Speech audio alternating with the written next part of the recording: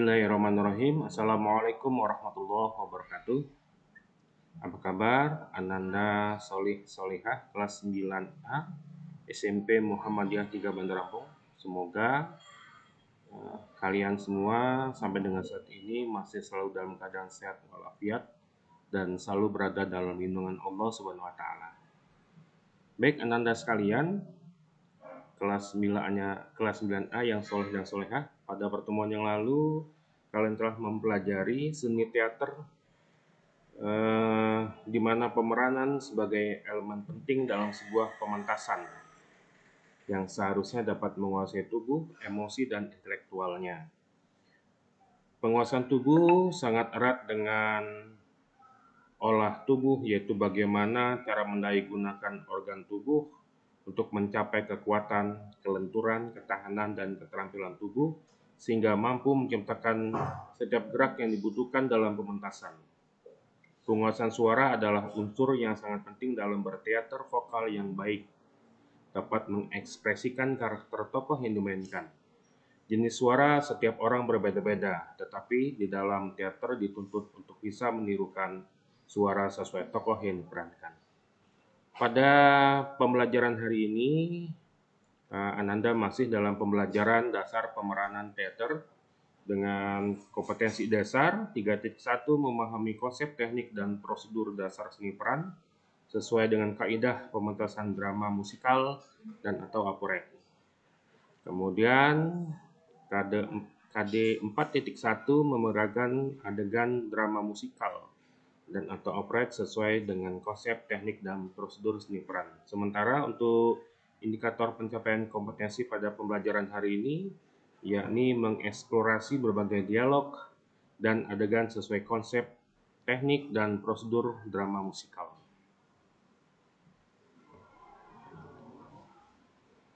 Baik anak-anak, selanjutnya pengertian drama dan naskah drama. Drama adalah ragam sastra dalam bentuk dialog yang dimaksudkan untuk dipertunjukkan di atas pentas. Salah satu komponen yang diperlukan untuk memantaskan sebuah drama adalah naskah drama. Naskah drama berisi cerita yang disusun dalam bentuk dialog. Naskah drama biasanya mengandung beberapa unsur pokok seperti pelaku tokoh atau tokoh, dialog atau percakapan, dan keterangan atau latar, kostum, dan aksesoris, serta keterangan lakuan atau acting. Yang selanjutnya unsur dalam menyusun naskah drama. Di antaranya yang pertama babak. Babak merupakan bagian naskah yang merangkum semua peristiwa yang terjadi dalam satu kesatuan waktu, tempat, peristiwa. Setiap babak terbagi atas adegan-adegan. Babak disusun berdasarkan pertimbangan pementasan, terutama menyangkut latar atau setting, karena sebuah bagian dalam cerita drama dapat terjadi pada waktu dan tempat yang berlainan dengan bagian lainnya.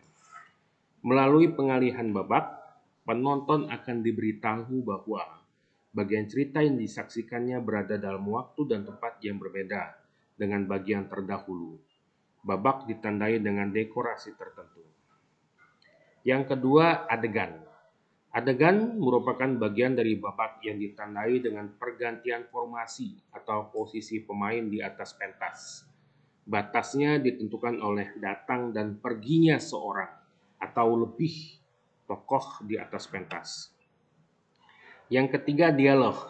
Dialog yaitu percakapan antara tokoh satu dengan tokoh lainnya yang menjadi pusat tumpuan berbagai unsur struktur drama.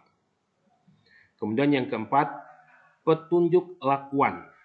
Petunjuk lakuan berisi penjelasan kepada pembaca dan awak pementasan, sutradara, pemeran, penata seni, dan sebagainya, mengenai keadaan suasana, peristiwa, atau perbuatan tokoh antara unsur-unsur cerita lain. Yang kelima, prolog. Prolog adalah bagian naskah drama yang ditempatkan pada bagian awal drama. Prolog berfungsi sebagai pengantar yang mengungkap keterangan tentang cerita yang akan disajikan. Unsur yang keenam yaitu epilog. Epilog adalah bagian akhir naskah drama yang berisi kesimpulan pengarang cerita, nasihat, pesan moral atau etika. Epilog bukanlah unsur yang harus ada dalam naskah drama. Artinya Anda semua epilog ini tidak wajib dibuat dalam naskah drama. Yang ketujuh, tema. Tema merupakan sesuatu yang disampaikan. Sesuatu yang ingin disampaikan pengarang itu terurai dalam seluruh unsur drama. Tema menjiwai seluruh bagian drama, dari babak, adegan, dialog, tokoh, bahasa. Sesuatu itu pula yang ingin disampaikan pengarang kepada penikmat atau penonton drama. Yang kedelapan, penokohan. Sifat dan kedudukan tokoh dalam drama bermacam-macam. Setiap tokoh menghadirkan karakter masing-masing. Watak tokoh bukan saja merupakan pendorong terjadinya peristiwa. Oleh karena itu, setiap tokoh mengemban tujuan yang penting dalam pengemban alur cerita. Yang kesembilan, alur. Alur adalah rangkaian peristiwa yang dihubungkan dengan hukum sebab akibat. Artinya, peristiwa-peristiwa pertama menyebabkan peristiwa kedua menyebabkan peristiwa ketiga, dan seterusnya. Fungsi utama alur adalah mengungkap gagasan, membimbing, dan mengarahkan perhatian. Yang ke-10, bahasa. Unsur yang tidak kalah pentingnya dalam penulisan naskah drama adalah bahasa. Bahasa selalu menggerakkan tokoh dan menciptakan suasana. Melalui bahasa yang diucapkan tokoh-tokohnya, kita dapat memahami waktu, tempat, keadaan, masalah. Melalui bahasa pula, kita mengenal latar belakang tiap tokoh yang dideskripsikannya. Yang 11, soliloquy atau monolog atau sanandika adalah ungkapan pikiran seorang tokoh yang diungkapkan dalam bentuk percakapan pada diri sendiri. Yang ke-12, aside. Aside adalah bagian dari naskah drama yang diucapkan seorang pemain kepada penonton dengan anggapan tokoh lain tidak mendengarnya. Baik anak-anak, yang selanjutnya adalah langkah-langkah menulis naskah drama. Yang pertama, menyusun cerita. Yang kedua, menjabarkan cerita itu menjadi rentetan peristiwa atau garis lakon atau alur yang tersusun menjadi eksposisi, komplikasi, klimaks, antiklimaks, dan resolusi. Yang ketiga, rentetan. Peristiwa itu harus menonjol ke arah sebuah konflik sampai mencapai klimaks. Menulis drama tanpa mengandung konflik akan menjadi hambar dan monoton. Yang keempat, menentukan jenis-jenis karakter serta penerapannya lewat gerak dan dialog. Konflik sebagai jiwa sebuah drama berkembang karena pertentangan karakter, protagonis melawan antagonis. Yang kelima, menyusun naskah dalam bentuk dialog yang efektif. Dalam penyusunannya dapat didekati dari 3 hal, yaitu 1, segi teknis, yaitu setiap dialog di sampingnya diberi catatan yang jelas, keluar masuk musik, dan juga perlu diberi angka untuk mempermudah koreksi. Yang kedua, segi estetis, yaitu dialognya harus indah, komunikatif, memikat, dan memperhatikan kontinuitas. Yang ketiga, segi literer, yaitu dialognya dapat menggunakan bahasa konotasi.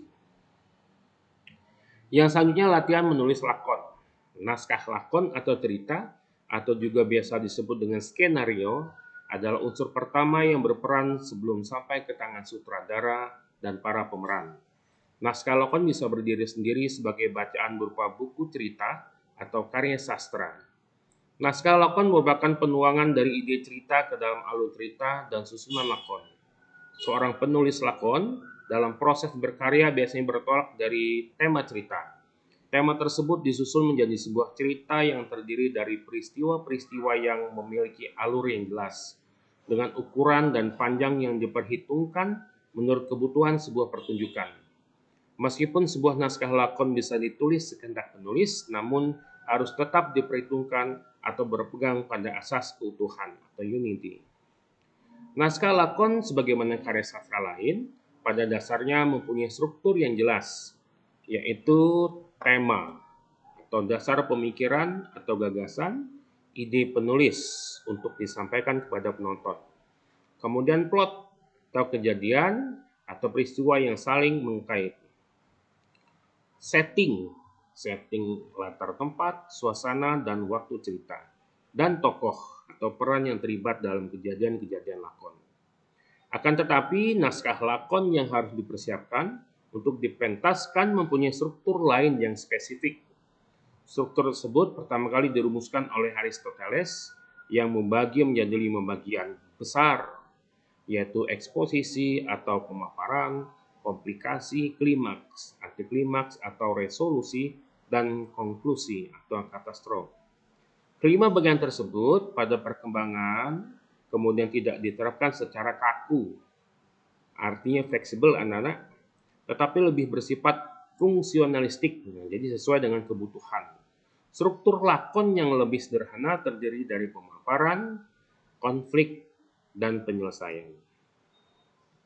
Yang selanjutnya adalah unsur-unsur yang membangun naskah drama.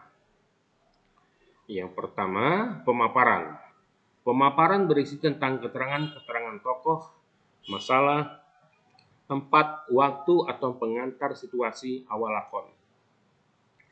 Pada bagian pemaparan ini juga mulai ditampilkan bagian yang mengarah pada perwujudan tema.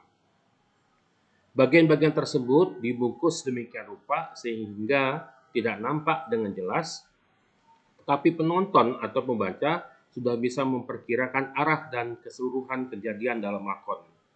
Dalam penyusunan pemaparan ini sebaiknya sudah mengandung konflik atau yang mengarah pada konflik yang terjadi tetapi masih dalam keseimbangan lakon. Kemudian yang B, atau yang kedua, penggawatan. Pada bagian penggawatan ini dituliskan masalah dalam bagian pemaparan yang sudah diganggu adanya bibit-bibit permasalahan dan kepentingan.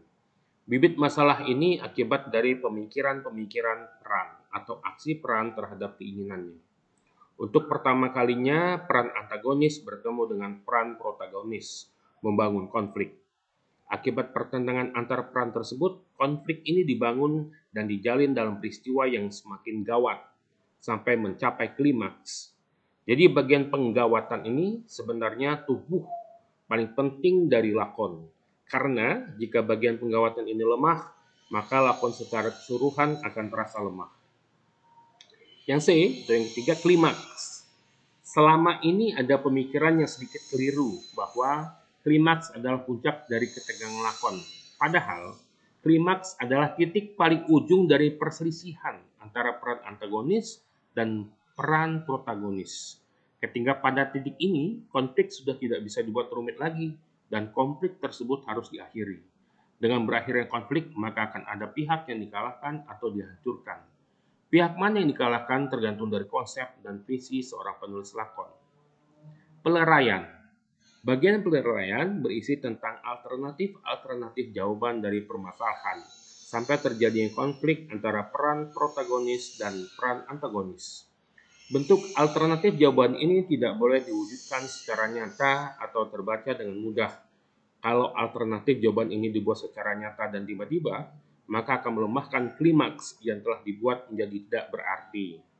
Peleraian ini harus disusun dengan cermat dan tidak mengurangi ketercekaman yang terjadi pada klimaks, tetapi lama-kelamaan semakin menurun. Kemudian yang E atau yang kelima, penyelesaian. Penyelesaian berisi tentang jawaban-jawaban yang menjadi permasalahan antara peran protagonis dengan peran antagonis. Fungsi peleraian adalah mengembalikan keadaan seperti pada awal cerita lakon karena segala persoalan sudah terjawab. Penyelesaian juga merupakan bagian akhir dari cerita lakon. Baik, Ananda yang soleh-soleha kelas 9A. Demikian pembelajaran seni teater yang kedua.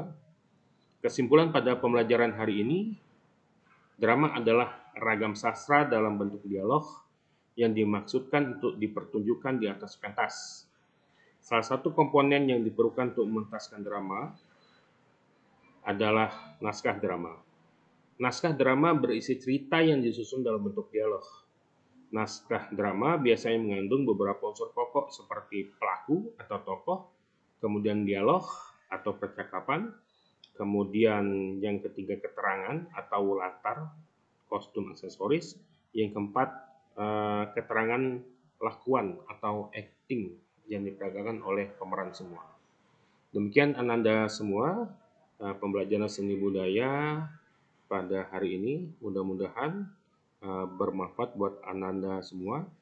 Mohon video-video pembelajaran yang sudah kalian lihat untuk diulas kembali, karena penilaian akhir semester ganjil itu akan segera kita laksanakan.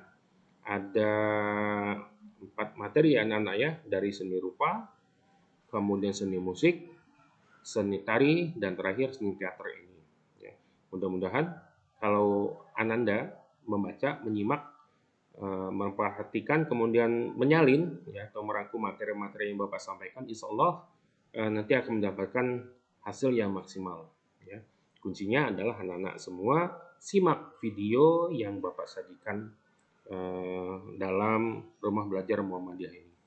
Demikian pembelajaran pada kesempatan kali ini. Terima kasih atas segala perhatian. Wassalamualaikum warahmatullahi wabarakatuh.